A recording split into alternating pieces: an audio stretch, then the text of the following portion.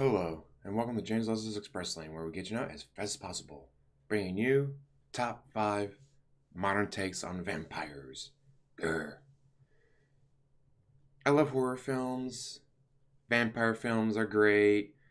I've seen a ton of them, but it's like, I want to focus on the more modern ones, like the ones that would take place in the past, 20, 30 some years.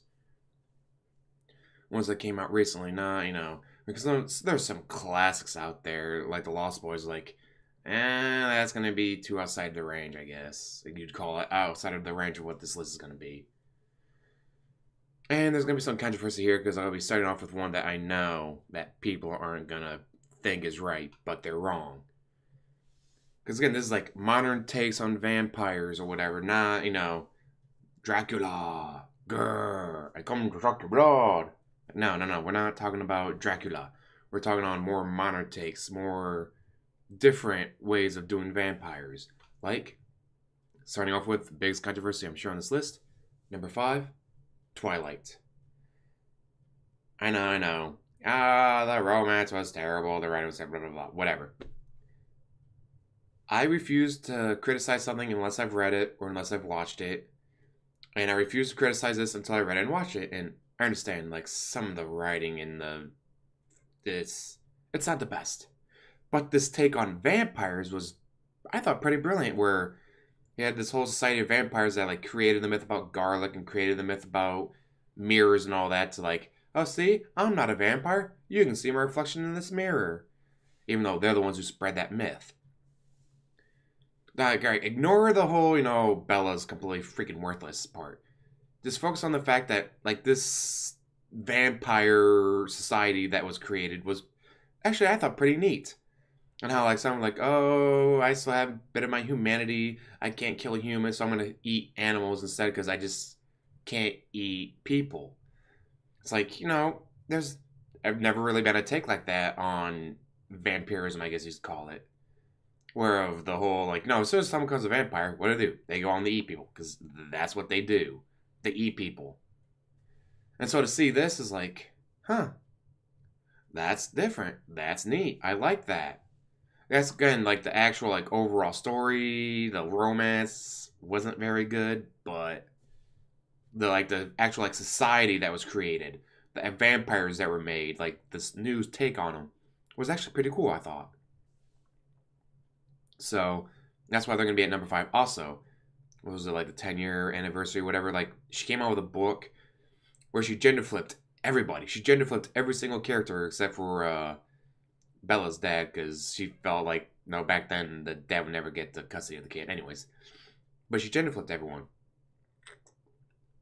stating that, like, a lot of people complaint was like, oh, she's a damsel in distress. She's a damsel in distress. She's being saved by him because she's a damsel in distress. She's like, no, he has superpowers, so he uses them to save people. When Spider-Man swoops down and saves someone, you don't go, oh, that was a damsel in distress. Like, no, you say, that's Spider-Man. He swooped down and he saved that person. Because that's what Spider-Man does, because he has superpowers. So when she gender flipped him and made Bella a boy and made, what the hell was his name? Patterson's character. I can't remember the vampire dudes. I can't remember, made him a woman and all that. Like, there, now you get rid of the damsel in distress. Now it's like, this is the original vision of they have superpowers. They come in and they save the day because they have superpowers. I thought it was really neat. It was definitely different. Like, most, what? Just, like, something you don't normally see unless you go to, like, fanfiction.net or whatever. There you'll see plenty of gender flip stuff, but for someone like the original author to go, all right, gender flip everybody into a whole new story, because just whatever, it's like, this was actually pretty cool. The whole new ending. Still, and this was actually, I think, a lot better than the original. Like, the original 4 books compared to this one was way better, because it did get rid of the whole damsel in distress BS and all that.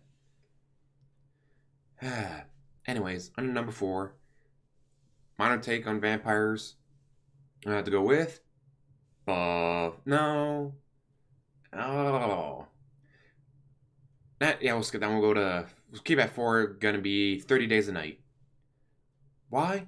Well, I mean, they're your typical vampires, ooh, sun, ooh, garlic, but just the fact of, like, 30 days of the year, parts of Alaska, northern Canada, like they go completely dark. 30 days a night. Well, wouldn't that be the perfect place for a vampire? And so, like, the way this movie does is like, huh, I never would have thought of. I mean, of all the vampire stories I've read, of all the horror films I've watched, I never would have thought of going, there's a place where there's literally zero sun for 30 days. If I was a vampire, where would I want to be for 30 freaking days? The story overall, I thought was okay. The character, like, acting wasn't exactly the best in the movies, but the overall concept of, 30 days a night. Hey guys, you want to go on vacation for 30 days? Just do whatever we want because for 30 days there's no sun. Good concept. Great concept. I mean, come on, people. I didn't think of it. They did, though. That was just interesting, different idea. I really liked it. But now, moving on to 3. No, we're not going to make it that. We're going to make it... What should it be? What should it be? We'll make it Blade. Again, typical vampires. But then you have this new concept of a daywalker. None of the Dracula, no, Bram Stoker never had a daywalker in his series. So this concept idea of, there's a daywalker. His mother was bit while she was pregnant with him. He was born.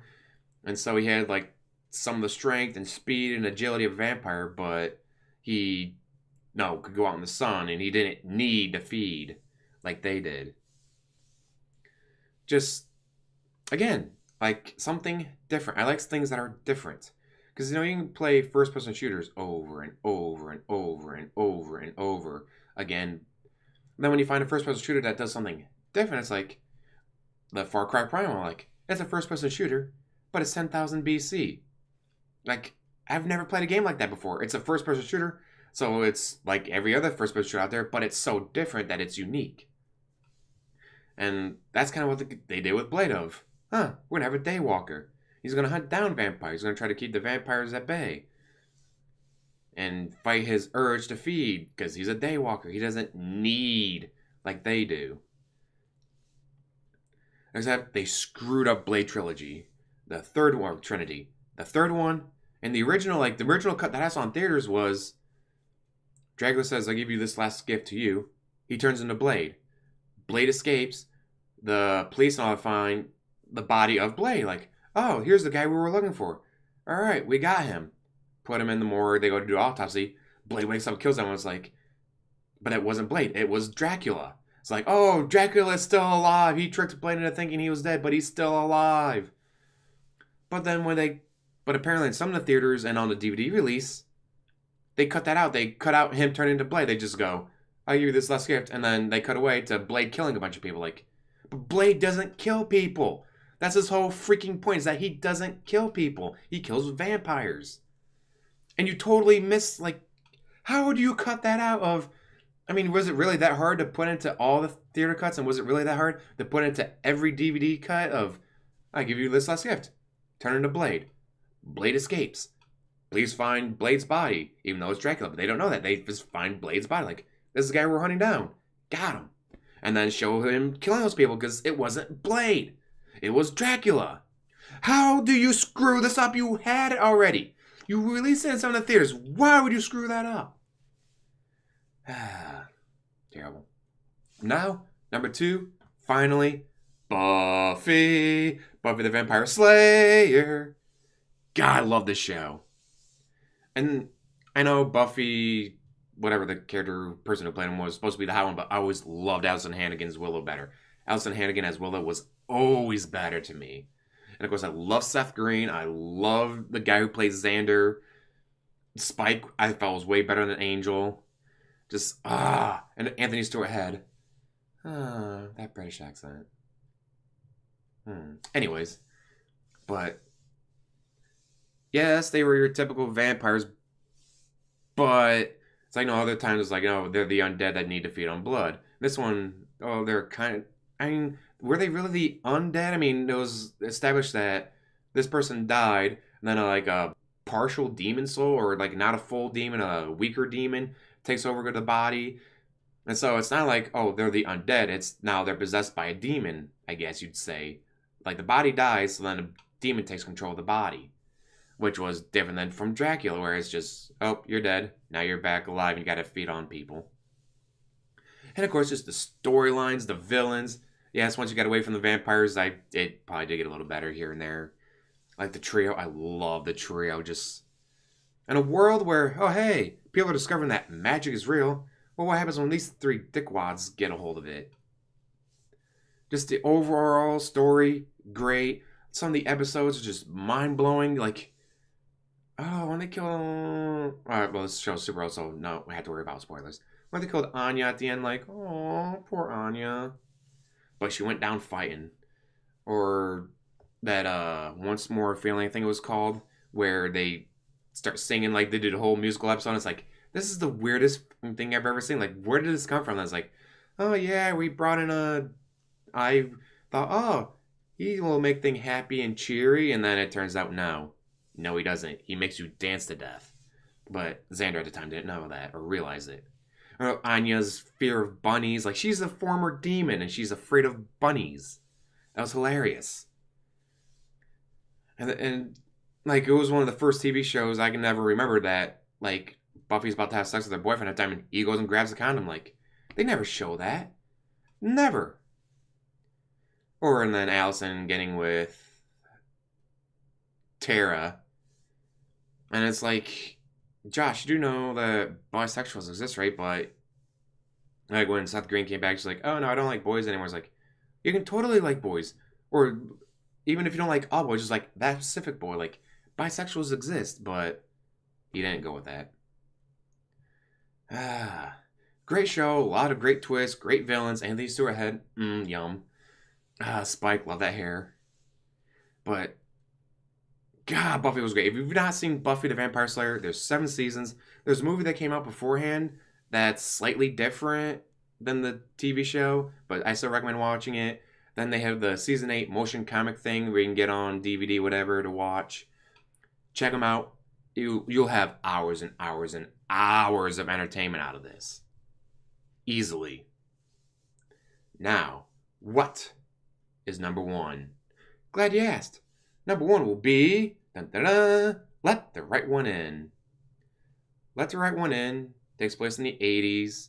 I guess Lost Boys is going to take place in the 80s, but the reason this is so high is because it's a different take. Again, the Lost Boys are just vampires, while this is such a huge different take on vampires. Where yes, she's a vampire, she has to feed, she has to be out of the sun, like that.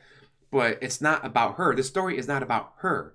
It's like, it's a vampire movie that's not about the vampire. It's about the people around her. This boy that like starts caring for her, and like the person who's her dad, like he's got to go out and collect people and bring them to her and all this stuff, collect the blood for her, whatever. Then he gets killed, and then this boy is like takes over that role, and you realize at the end, like, she's older than all of us. She's probably hundreds of years old. She's not a little girl. She has a little girl's body, but she's not. She's more mature than anyone on this planet because she's just been around for how many hundreds of years, and she just manipulated this boy. Like, this boy has no idea he's just been manipulated. The person who played her dad started off the same way, I'm sure. Being a boy, falls in love with her, and then he goes, oh, I'll protect you till the end of time, and then he gets older, and then eventually he screws up, he dies, and she has to find someone new to take care of her. Then she has to find someone new to manipulate. Like, if you watch it once and you're not really paying attention, you may not get that, but if you pay attention, you realize, holy shit, like, this is probably something she's been doing for hundreds of years. She doesn't get her hands dirty, she gets someone else to do the work for her. She just kicks back, relaxes, and then waits for them to do all the work for her. And she manipulates them so well and so easily, they don't even realize it. Like, wow. This was a really good story. There's American version. American version is pretty close to the original, don't get me wrong, but it's not scene for scene, spot for spot. But it's close. It's good enough.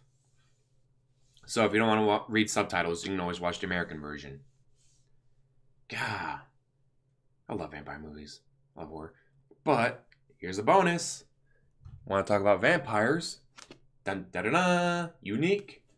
And then like book 1.5, Unique Monster. Following, well, the monster series that this author does follows Brooklyn Tiana, who she realizes she's a monster, But in the first one, Innocent Monster's like, yeah, I'm a monster, but I'm killing these people who are bad. I'm gonna kill the bad people. Even though really the people she's killing aren't that bad. But in her mind, the way she justifies what she's doing is that these people are bad. Then in Guilty Monster, she does something so horrific and over the top, she realizes she's no longer an innocent monster. She's just a guilty monster. And then you got Unique, following the story of Lindsay Wick. Dies in a car accident. Hears the choir of angels. Sees the bright light. And then she hears a voice say, hey, if you want to live, accept me. No, she's like 22 years old. She doesn't want to die. So she said, yeah, sure. And then she becomes not a vampire. She becomes Unique. Then in Unique Monster, the sequel to Innocent, Guilty Monster, and Unique, they cross paths. Because what the Brooklyn Tiana did in Guilty Monster is so horrific and over the top that she realizes she's no longer innocent, she's guilty, but it makes it on the news. That's something so over the top that it's all over the news. And Unique's like Blade. Like Unique, she does, I don't want to go out and kill people, but she's like, but I need to feed. What do I do? So she goes after criminals. No, she hunts down the gangbangers and the drug dealers and the rapists and murderers and all this stuff. So that's what she does. And so this whatever happens in Guilty Monsters is so over the top and horrific. Everyone on the news sees it. So she goes to Chicago to hunt down the people, the terrorists that attacked the city and all that, only to find out that it's not a terrorist. It's Brooklyn. And you just gotta read the book to see what happens, find out what's going on. Both of them all the books are really good. I like this author. I keep waiting for more to come out. Who knows when that will be. As always, though, like, subscribe, and especially if you disagree with me, especially like the Twilight thing, whatever, comment down below. I will respond. I always respond. I love responding. I love talking about stuff to people. So thank you for watching. And again, like, subscribe, comment down below, and have a wonderful day.